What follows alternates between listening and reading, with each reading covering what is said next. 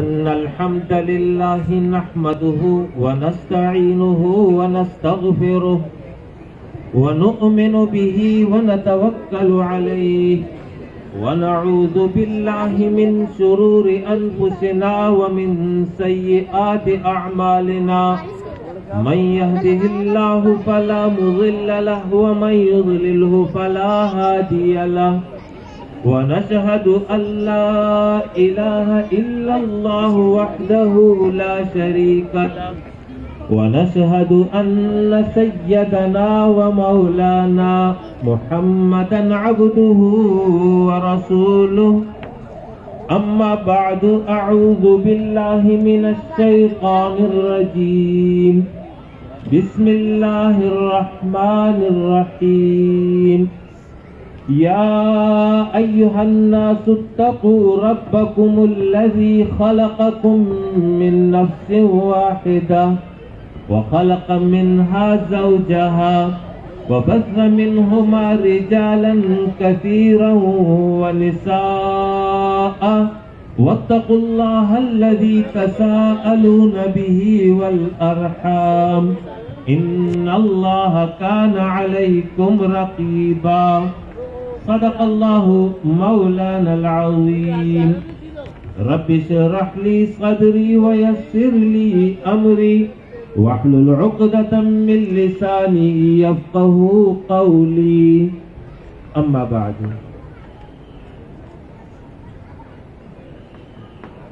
آج یہ تقریب جہاں خوشی اور مسرت کی ہے اور اس کے نتیجے میں دو نئے خاندان وجود میں آئے ہیں، وہاں یہ تقریب ایک عبادت کا درجہ بھی رکھتی ہے۔ عبادت کا درجہ اس لیے ہے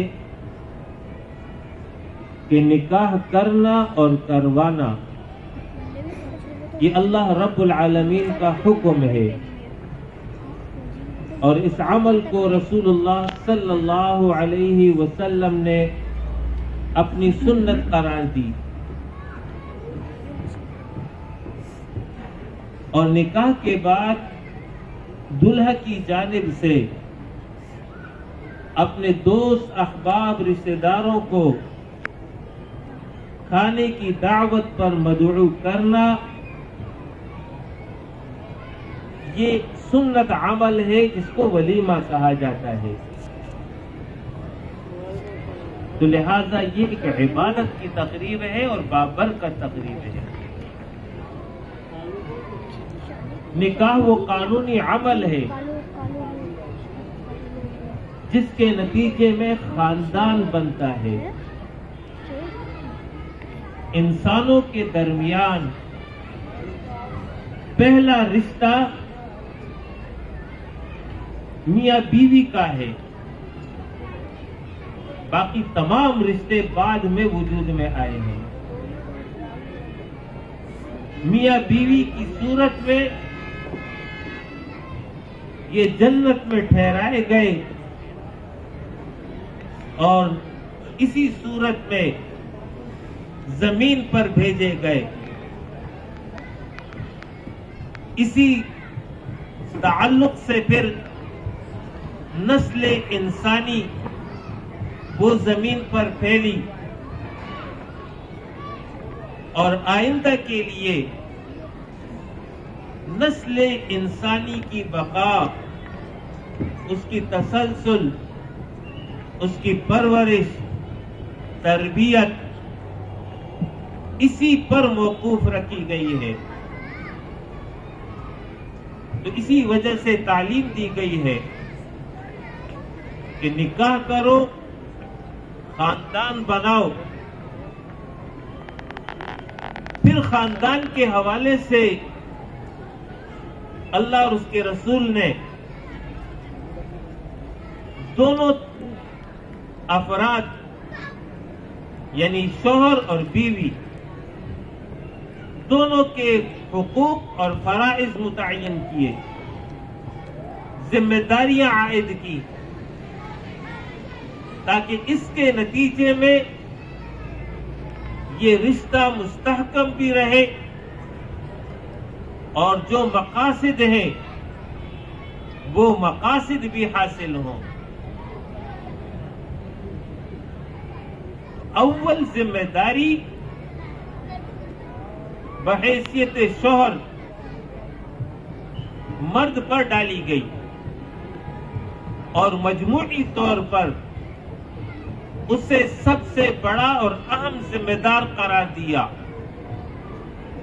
الرجال قوامون علی النساء، مرد عورتوں پر قیم ہے۔ قیم عربی میں نگران، نگہبان، ذمہ دار، منتظم کو کہتے ہیں۔ یعنی مرد کی یہ ذمہ داری ہے کہ وہ اپنی بیوی اور بچوں کی تربیت کرے گا، کفالت اور پرورش کرے گا، نگہبانی اور نگرانی کرے گا۔ الرجل راع وهو مسئول عنه، رسول اللہ صلی اللہ علیہ وسلم نے فرمایا ہے کہ مرد ذمہ دار ہے، قیامت میں اس سے اس کی بیوی اور بچوں کے بارے میں اللہ سوال کرے گا، کتنے حقوق ادا کیے، کیا تربیت اور کیا پرورش کی ہے، کتنی ذمہ داری نبھائی ہے، یہ سوال شوہر سے ہوگا۔ اسی طرح قوا انفسکم واہلیکم نارا، خود بھی جہنم کی آگ سے بچو اور اپنے گھر والوں کو بھی جہنم کی آگ سے بچانے کی کوشش کرو۔ وَأْمُرْ أَهْلَكَ بِالصَّلَاةِ وَاسْتَبِرْ عَلَيْهَا، اپنے گھر والوں کو نماز کا حکم کرو، خود بھی نماز پر قائم رہو۔ تو گویا مرد کی دوہری ذمہ داری ہے، اپنے حوالے سے بھی ہے کہ اپنے فکر کرو گے، اپنے کو جہنم کی آگ سے بچاؤ گے، اس کے ساتھ ساتھ دوسری ذمہ داری بیوی اور بچوں کے حوالے سے ہے کہ ان کو بھی جہنم کی آگ سے بچاؤ گے، وہ ماحول انہیں فراہم کرو گے، ایسی تربیت ان کی کرو گے کہ جس کے نتیجے میں وہ جہنم سے محفوظ رہ سکے۔ لہذا مرد ذمہ دار اور منتظم ہے، اور کوئی نظم، کوئی اجتماعیت بغیر سمع اور اطاعت کی نہیں چل سکتی ہے۔ لہذا دوسری جانب بیوی، اس پر جو ذمہ داریاں ہیں ان میں سب سے اہم ذمہ داری یہ ہے کہ وہ اپنے شوہر کی اطاعت اور اس کی رضا کے مطابق عمل کرے۔ اس حوالے سے متعدد احادیث موجود ہیں۔ آپ صلی اللہ علیہ وسلم نے فرمایا کہ اللہ کے ماں سوا کسی اور کے سامنے سجدہ جائز ہوتا، بیوی کو حکم کرتا کہ اپنے شوہر کو سجدہ کرے۔ آپ صلی اللہ علیہ وسلم نے فرمایا جو خاتون اس حال میں دنیا سے رخصت ہوئی کہ اس کا شوہر اس سے راضی رہا، وہ جنت میں جائے گی۔ آپ صلی اللہ علیہ وسلم نے فرمایا کہ جو خاتون 5 وقت نماز پڑھے، ماہ رمضان کے روزے رکھے، اپنی عزت کی حفاظت اور اپنے شوہر کی اطاعت اور اس کے بچوں اور مال کی نگہبانی کرے، جنت کے 8 دروازے اس کے لیے کھول دیے جائیں گے، جس دروازے سے چاہے وہ داخل ہو جائے۔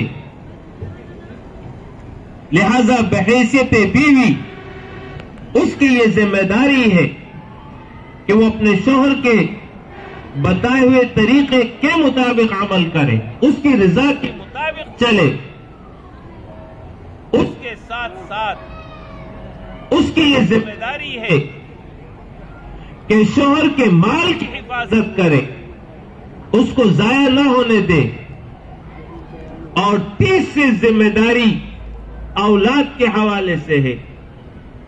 اولاد کی دینی تربیت، اخلاقی تربیت اور ان کو بگاڑ سے محفوظ رکھنا، یہ ماں کی بھی ذمہ داری ہے۔ بچے کی ابتدائی عمر 10-12 سال، جس میں بچے کی شخصیت بنتی ہے، جس پر بچے کی اگلی زندگی کا دار و مدار ہے، یہ ابتدائی عمر ماں کے پاس گزرتی ہے۔